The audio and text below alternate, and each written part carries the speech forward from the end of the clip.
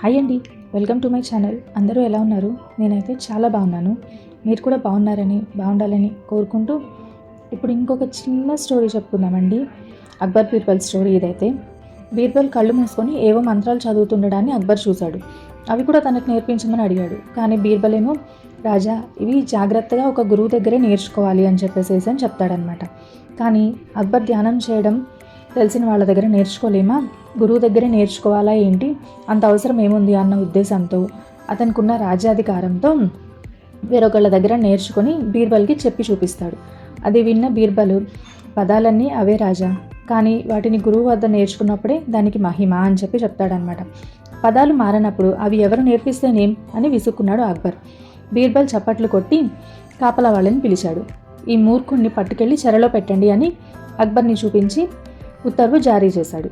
సిపాయిలు ఏం ఆశ్చర్యపోయారు. బీర్బల్ మళ్ళీ ఉత్తర్వులు ఇచ్చాడు.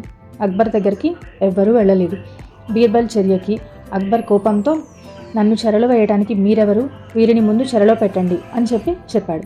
సిపాయిలు వెంటనే ఒక్క ఉదుటన బీర్బల్ని పట్టుకొని తీసుకెళ్ళబోతుండగా అప్పుడు బీర్బల్ నవ్వుతూ, రాజా, నేను చెప్పినవి అవే పదాలు, మీరు చెప్పినవి అవే పదాలు, కానీ నేనన్నప్పుడు ఎవ్వరూ లక్ష్య పెట్టలేదు.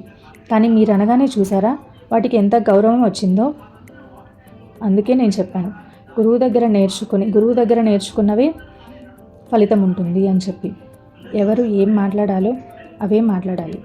ఎవరు ఎక్కడ ఎలా మాట్లాడాలో నేర్చుకుంటేనే దానికి విలువ. దానికే కాదండి, మనుషులకి విలువ. అవునా కాదా? ఇది మీలో ఎంతమంది యాక్సెప్ట్ చేస్తారు దీన్ని? థ్యాంక్స్ ఫర్ లిజనింగ్ అండి. ఉంటానండి. బాయ్.